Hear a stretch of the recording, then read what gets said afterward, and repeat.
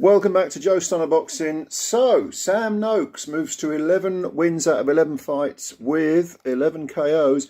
He knocks out Karthik Sathish, I think his name is, Kumar.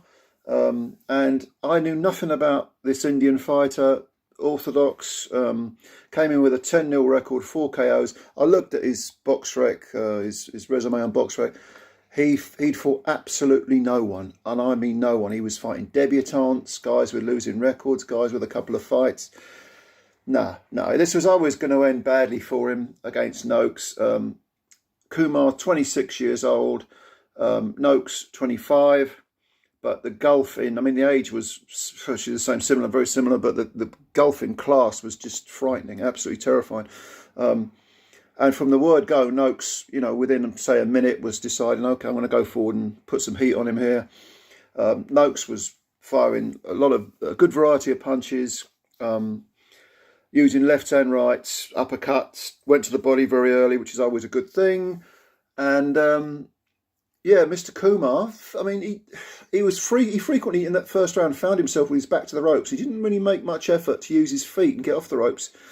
He was quite happy to sort of welcome the pressure and almost bring it on. And then I don't think he was expecting what he met with, because Noakes was landing heavy hands, and you could see Kumar didn't know where the next punch was coming from. He couldn't read Noakes at all, and that's the beauty of varying your work. It's very difficult for any opponent to read a guy if the guy is constantly chopping and changing his rhythm and firing a variety of punches, head to body, uppercuts as well from Noakes. Really good work.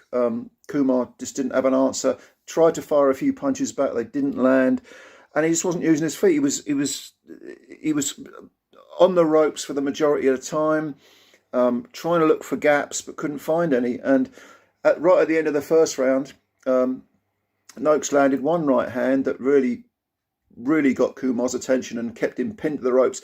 And then he fired, I think it was another left, and then another right hand that went right through the garden, snapped Kumar's head right back, and I don't know whether he took a knee or went down on his haunches, but the referee called it a knockdown. That was at the end of the first round.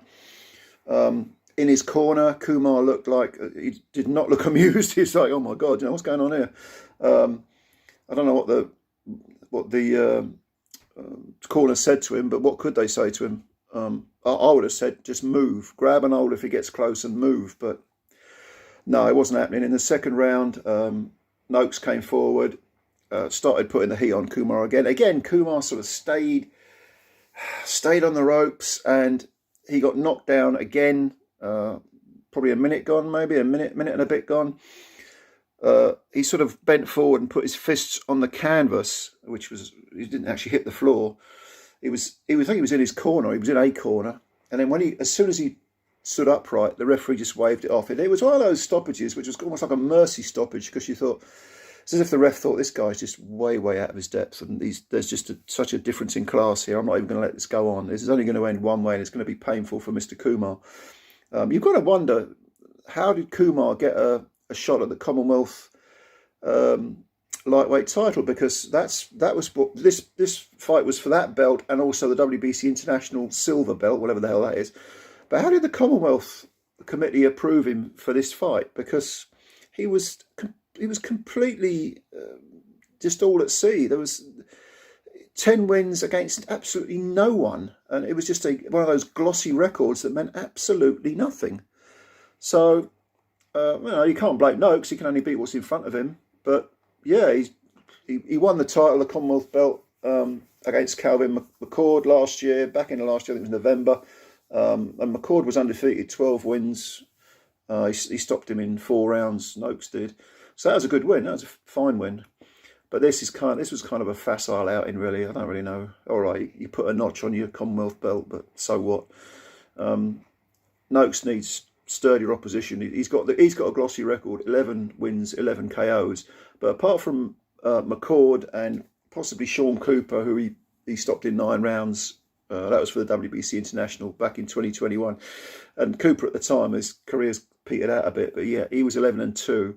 But apart from those two opponents, record-wise, Noakes hasn't really faced anyone at all. His record's not that impressive. He's been fighting lower level guys. So he needs to move up in class now. I'd go for the European, maybe the British, but better opposition needed, in my opinion. But, you know, you only be what's in front of you. Anyway, what do you think of the fight? Leave your comments below, as always. Support the channel. Spread the word about Joe Stunner Boxing. Hit subscribe. Hit the like button. Go on. Thanks for your time. Speak soon. Bye for now.